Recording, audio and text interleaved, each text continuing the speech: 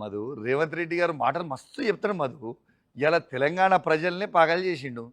ఇక చెప్పిన 100 కోట్లు వస్తాయి 200 కోట్లు వస్తాయని బ్లాక్ మెయిలరే, అది అందరికీ తెలిసిన విషయమే. చేస్తూనే ఉంటాడు అట్లాంటివన్నీ. కానీ 25 కోట్ల రూపాయల డీలు వీళ్ళు మాట్లాడుకుంది 100% వాస్తవం.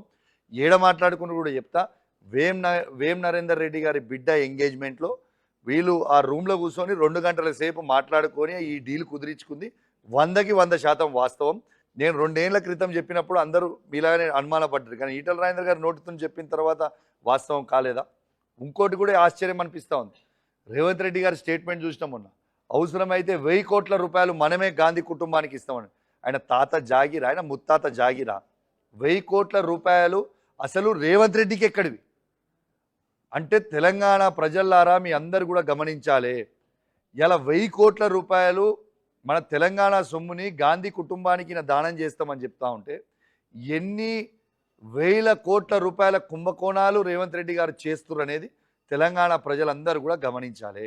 ఇలా ఈ 1000 కోట్ల రూపాయలు ఈయనకి ఎక్కడివి? ఏడు నుంచి సంపాదించిండు?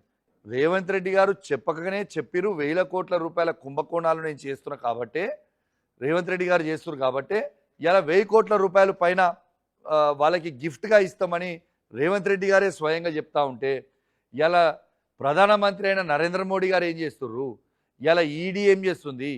ఇలా సిబిఐ ఏం చేస్తుంది? ఇలా బీజేపీ వాళ్ళు ఈ స్టేట్మెంట్ని పట్టుకొని ఎంక్వైరీ చేయరా? ఇలా నోటీసులు జారీ చేయరా? ఓ ముఖ్యమంత్రి స్వయంగా 1000 కోట్ల రూపాయలు నేను దానం చేస్తా అని చెప్తా ఉంటే ఇలా నరేంద్ర మోడీ గారు ఇలా రేవంత్ రెడ్డి గారు మ్యాచ్ ఫిక్సింగ్లో ఉన్నారా? మరి అందుకే మాట్లాడతలేరా? తెలంగాణ ప్రజలు అడుగుతున్న క్వశ్చన్ ఇది. కాబట్టి ఖచ్చితంగా దీని మీద నీతి నిజాయితీగా ఉంటే బీజేపీ వాళ్ళు ఖచ్చితంగా దీని మీద ఎంక్వైరీ చేయాలి.